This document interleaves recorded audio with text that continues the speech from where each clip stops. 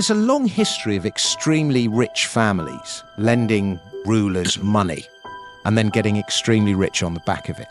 Fugger the Rich, the German Fugger the Rich, is regarded generally as one of the richest men in history. And at one point, I think his wealth exceeded 3% of European GDP.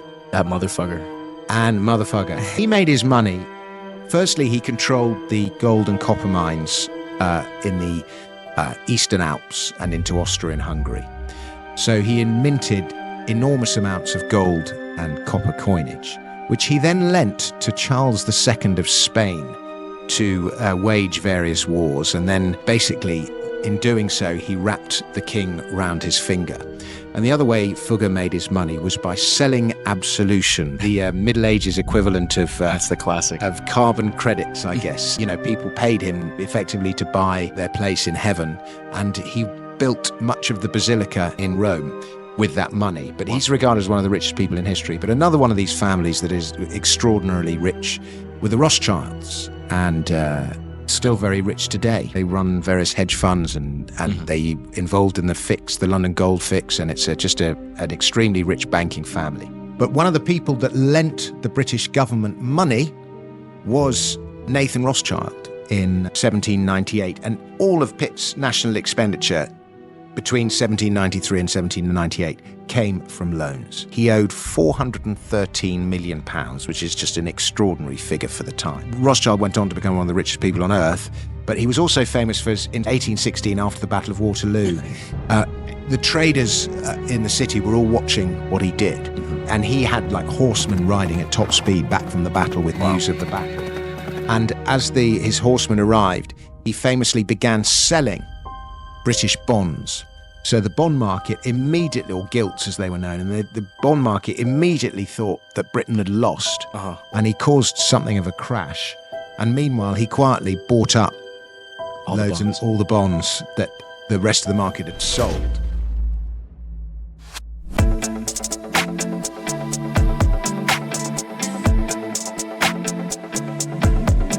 Welcome back to another episode of Cypherpunk'd. We're moving on to the next. Welcome back, Dominic. Thank you very much, sir. And today we're going to talk about the origins of income tax. War, debt, inflation, famine, and income tax. Well, so many taxes have their origins in war, and income tax is no different. And William Gladstone described it as a colossal engine of finance. And today, income tax accounts for more than 50% of government revenue worldwide. And if you're looking for a single explanation as to how it is that government has grown so big in the modern age, income tax comes a long way to explaining it. It's been the most, from a government point of view, effective tax. It's generated a lot of revenue, and it is easy to collect. What I found fascinating is the story of Henry IV and how they instituted an income tax in 1404.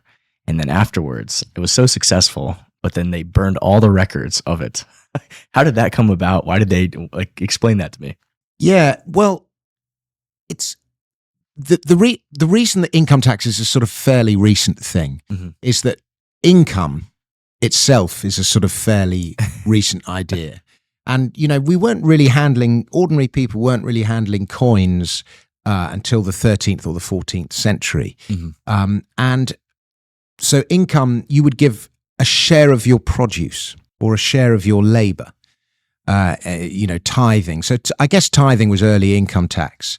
But yes, it's probably the first example of an income tax that we know of, an actual income tax. It was a one-off thing that Henry IV collected to pay for a war. But then for some bizarre reason, all records of the tax were burnt. And there was the chronicler was a chap called Thomas Walsingham, and he described the tax as vexatious and burdensome. Well, what tax isn't? But he said, describing this tax, I would have inserted these into the details, but Parliament wanted it to be secret forever. And we'll never know why. But perhaps that Parliament of 1404 was wiser than we give them credit for. I could be wrong, but I feel like the French government did this at some point as well, where they hid the taxes of how they did it or something like that. But I could be wrong. I mean, I could just be out there. Maybe, I'm sure. I mean, it was a great thing throughout history. The Peasants' Revolt, they did it. You would go and just burn tax records. Yeah. Because then, if you owed money, it's harder to collect. But normally, it wouldn't be Parliament burning its own records. It would be people, revolutionaries burning the records.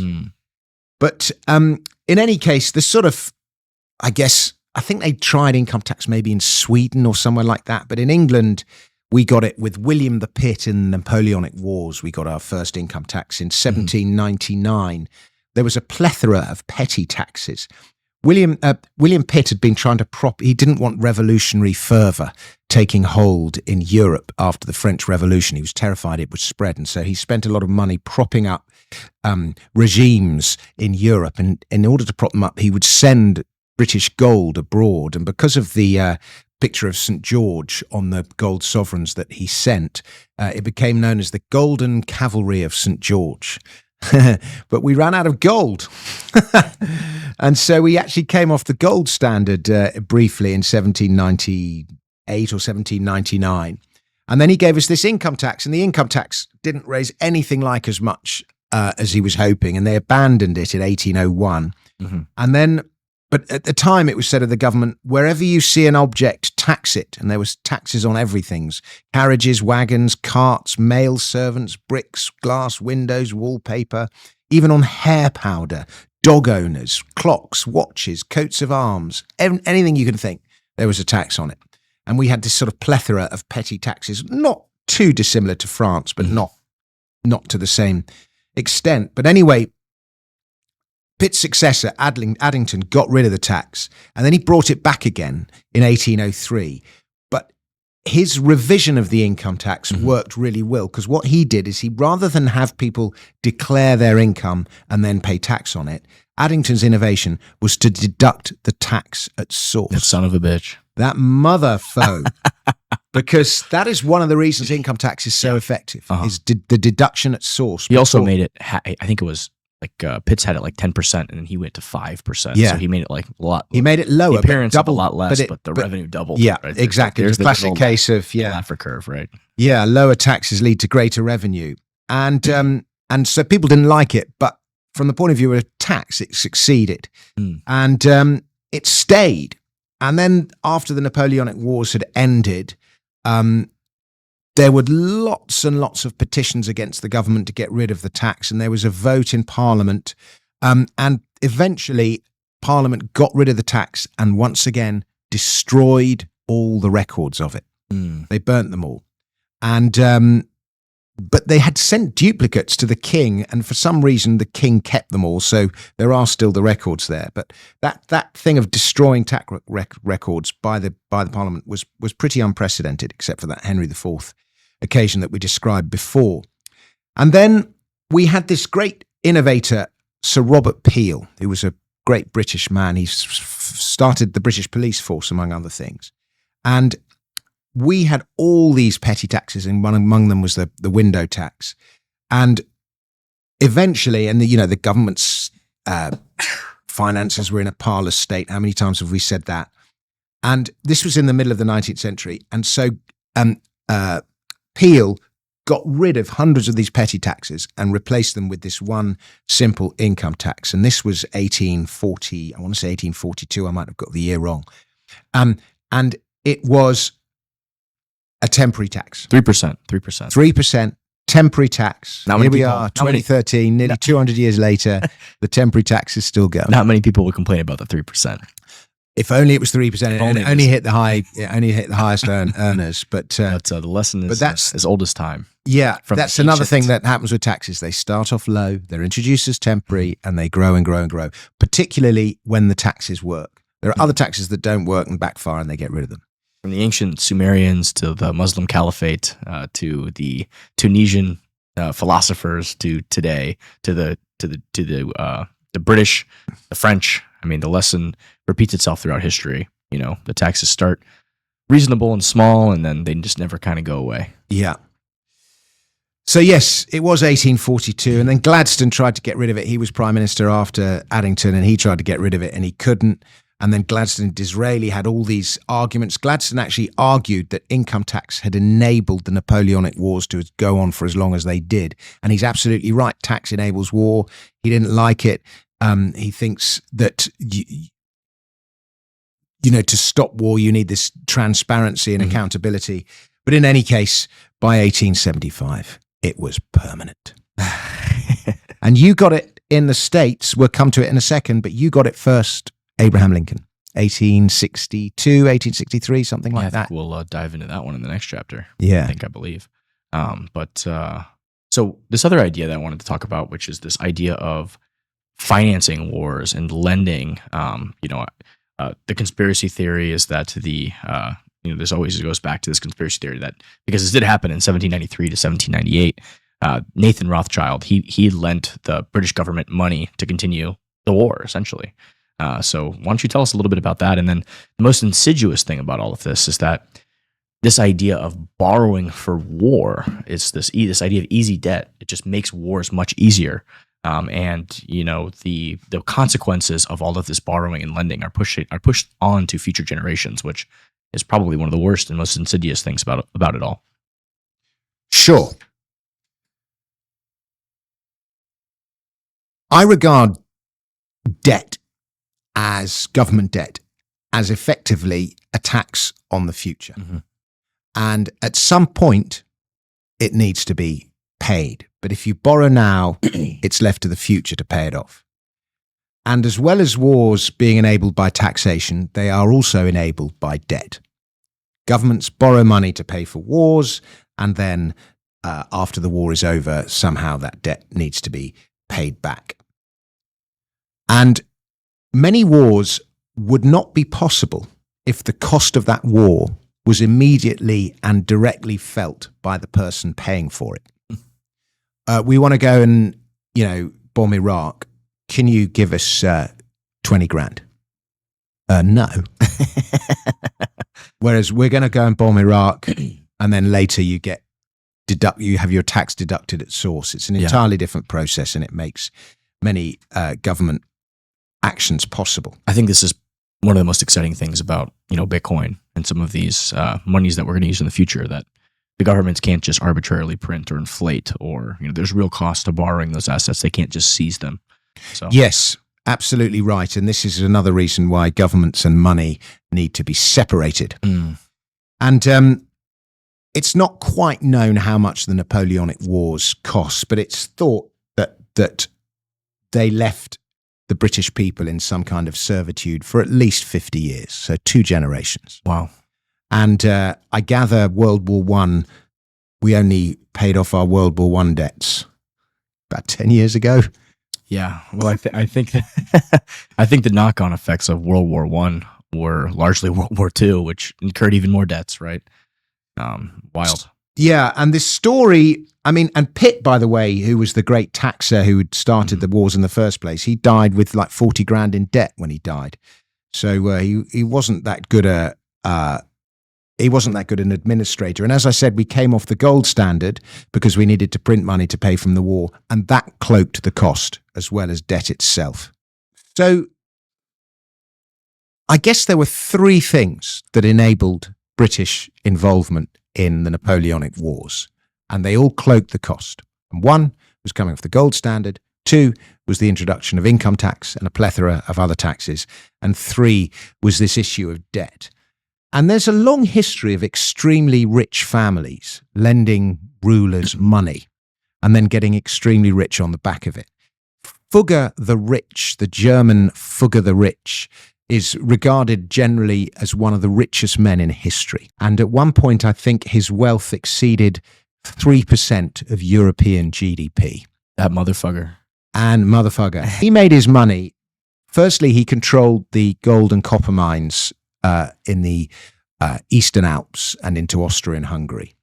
So he minted enormous amounts of gold and copper coinage, which he then lent to Charles II of Spain to wage various wars. And then basically, in doing so, he wrapped the king round his finger. And the other way Fugger made his money was by selling absolution, the Middle Ages equivalent of That's the classic of carbon credits, I guess. And he made so much money from selling. People paid him effectively to buy their place in heaven, and he built much of the basilica in Rome with that money. But he's regarded as one of the richest people in history. But another one of these families that is extraordinarily rich were the Rothschilds, and still very rich today. They run various hedge funds, and they involved in the London gold fix, and it's just an extremely rich banking family.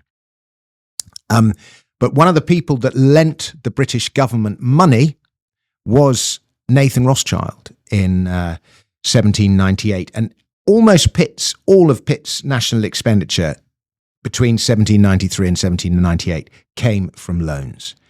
And I think in 1798 he owed £413 million, which is just an extraordinary figure for the time.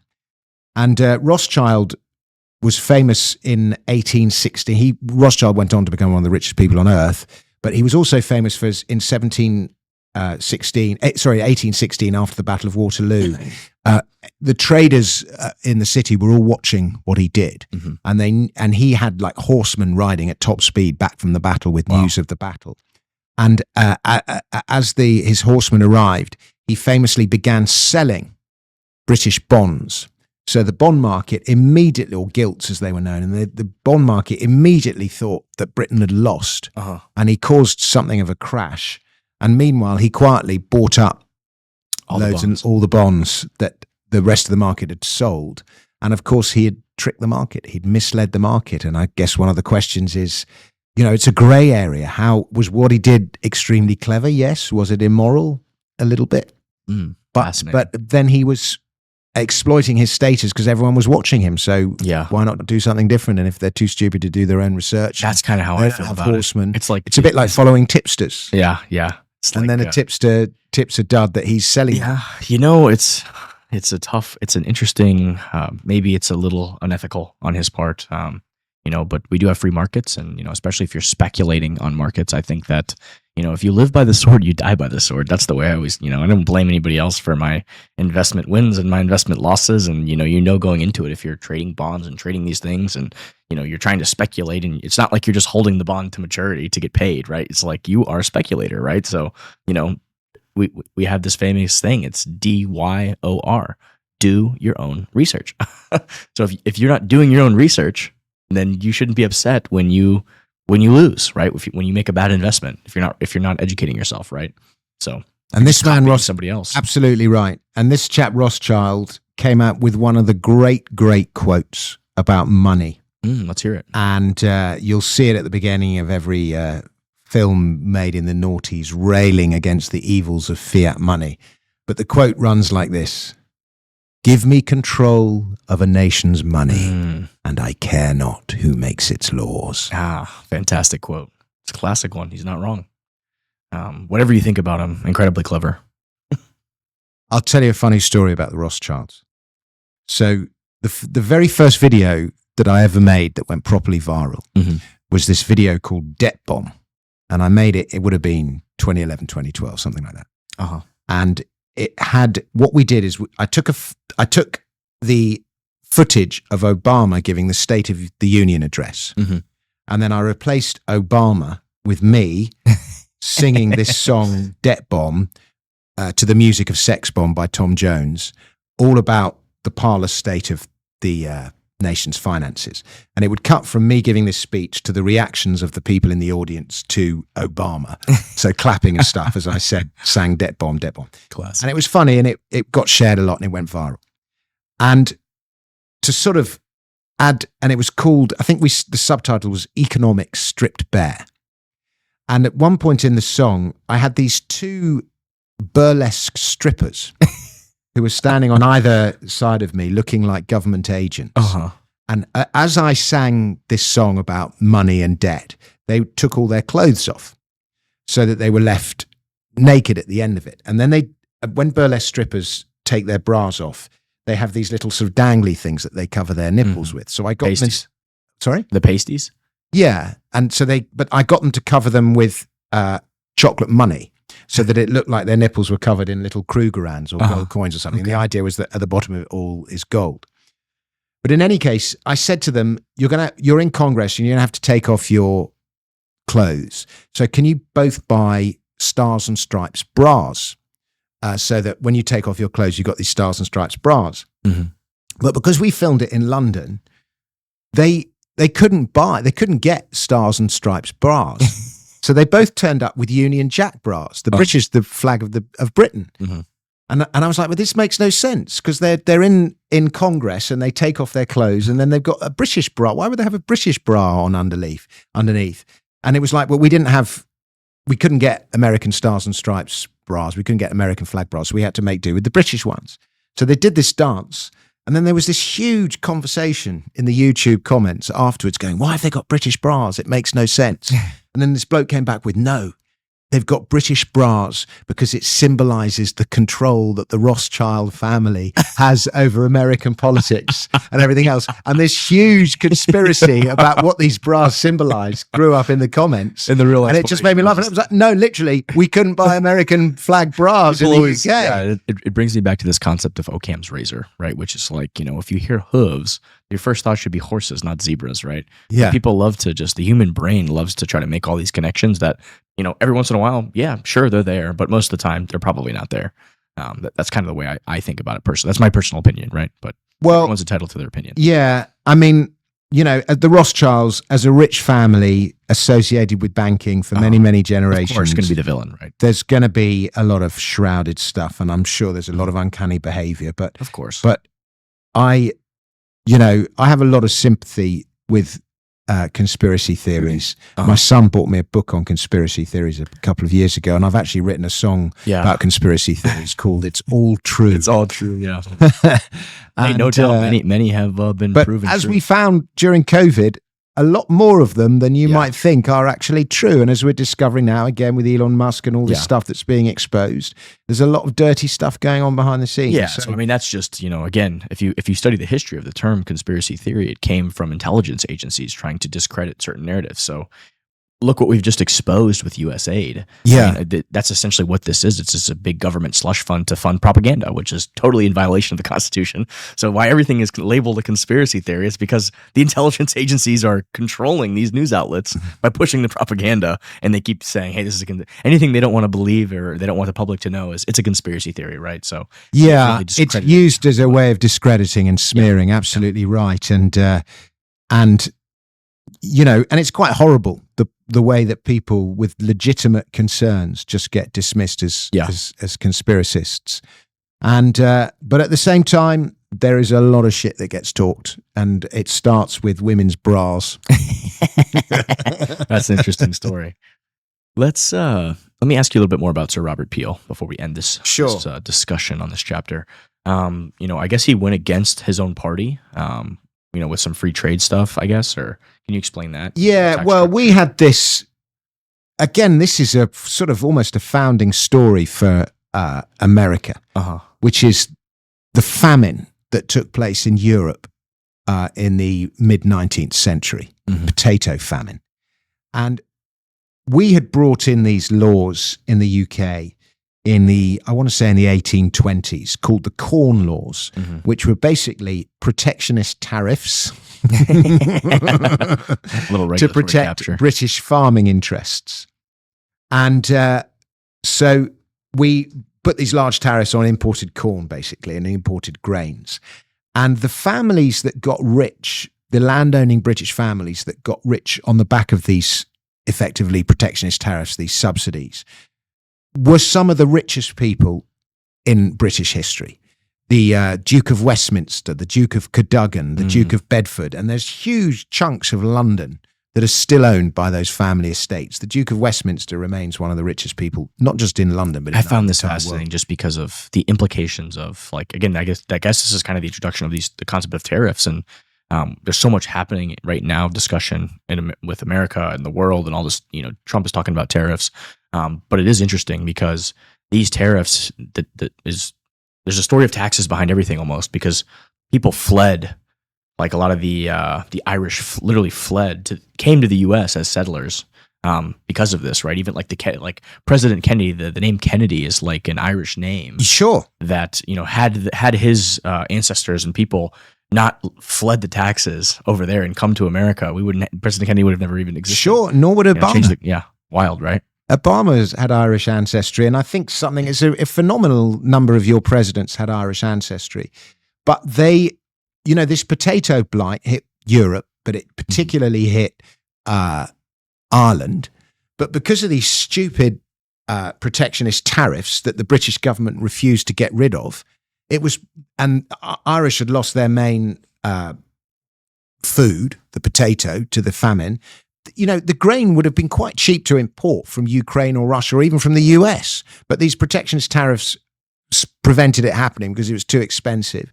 And several million Irish people starved as a result. Wild. It was a terrible, these tariffs killed millions of people. And they benefited those aristocratic families and many more besides that I mentioned. And there's actually quite a good book called Secrets of the 1% by this economist called Sam Wilkin. And he goes back and looks at some of the richest people from history and how they made their money. And time again, they didn't make it from farming stuff, making stuff, or mining stuff. They made it by getting regulatory capture in their favor, by which they had sort of governments protecting their monopolies and their businesses. And now is he the author that talks about like Bill Gates and all these guys using regulatory capture? Okay. Yeah, they've all done it. Interesting story. Bill Gates is obviously, an extremely clever man, but his dad was a lawyer and he's made his money by patenting everything, as well as through computer science. Yeah. And it just happens time and time again. And even the great Elon Musk has benefited with Tesla, particularly because of electric vehicle regulation made in its favor. But that's what they wanted. That was the incentive they wanted. They wanted electric vehicles, so he provided electric vehicles. Exactly. It's good business. He's a clever guy. And so while I love what Trump and Elon Musk are doing, I do keep, and he hasn't done it yet, but I do keep saying beware tariffs, because what will happen is that whatever group the tariffs are there to protect will benefit. And then they'll start to get fat on the tariffs. And then they'll start to get dependent on the tariffs. And then the tariffs will never be taken away and they will become unequally rich. See, that's like the great question here. It's fine as a short-term thing. And they'll go, well, it's only going to be temporary. But it won't be, because it never is. It's so interesting because, and again, we're going to touch on this in the next chapter. And you know what? I'm just going to leave it here because the tariffs are so central to the Civil War. And well, we can talk about that. I'll just very quickly finish on this subject of the Corn Laws. So we had Robert Peel, and we see the incredible damage that the Corn Laws did. We could have imported grain to Ireland, fed all these people, and we couldn't because of these stupid tariffs. And they refused to get rid of the tariffs, even though the petitions had been going on for 20 or 30 years. And it was eventually Robert Peel who stood in Parliament. He peeled those tariffs away. He peeled those tariffs away, indeed. And he kept voting against the laws, but his own party, the Conservative Party, would not have it because they were the landowners and they were benefiting from it. And eventually, to get the repeal of the Corn Laws over the line, he had to go against his own party and get the support of the Whigs. So it's the equivalent of a Republican relying on a Democrat vote to get your thing over the line and going against your own party. And he resigned the next day, and that was the end of him. One of the great British prime ministers, and it's a great shame, but it also shows a politician of great principle who put the issue ahead of his own career. And like John Ball. Like John Ball. Well, he wasn't a politician, he was a priest. But in any case, people by his principles. Who the principle is more important than the ego. And, good stuff for them. And what Peel did in getting rid of those Corn Laws is he ushered in an era of free trade globally, but especially in Britain. And British agriculture wasn't as badly hit by the repeal as people thought it would be. And Britain in the second half of the 19th century, that was Britain's golden age, really. And, it was Peel's repeal that were instrumental in that. So a great man. But we did start importing I think by 1914, like 3/4 of our grain was imported. But did it matter? Does it matter? That's the ultimate question, and one we're probably going to talk about more in the next episode and on our other podcasts with people like Craig Shapiro, who have been really diving in on this. So there's a lot of interesting takes, but let's wrap it here.